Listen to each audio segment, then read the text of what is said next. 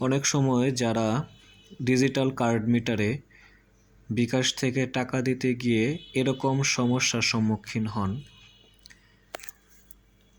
বিল এর তথ্য সঠিক নয়, অনুগ্রহ করে সঠিক তথ্য দিয়ে আবার চেষ্টা করুন।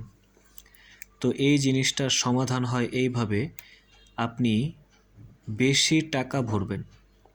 ধরেন আমার অ্যাকাউন্টে 500 টাকাই ছিল, আমি 500 টাকা ভরতে চাইছি কিন্তু নিচ্ছে না, বা এখানে আমার কাছে 300 টাকা আছে, 300 টাকা ভরতে চাচ্ছি, বারবার এটা দেখাচ্ছে।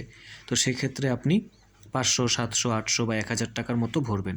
এটার কারণ কি? কারণ হচ্ছে এই সমস্যাটা তখনই দেখাবে যখন আপনি 2 মাস বা 3 মাস ধরে টাকা ভরেন না, বা আপনি যে টাকা ভরেছেন সেই টাকা দিয়ে 2-3 মাস চলে গেছে। কারণ তাদের একটা সার্ভিস চার্জ রয়েছে, কিলো, তারপরে হচ্ছে মিটারের ভাড়া, বিভিন্ন ধরনের খরচ। যখন ওই খরচটা আপনার ফোনে যে ব্যালেন্সটা দিতে চাচ্ছেন মিটারে বিকাশ থেকে, ওই ব্যালেন্সের চেয়ে বেশি হয়ে যায়, তখন তারা এটা নেয় না। যেমন আমি 300 ভরতে চেয়েছিলাম, 300 নেয়নি, আমি 500 দিয়েছি, সেই 500 টাকা আবার নিয়েছে। ধন্যবাদ।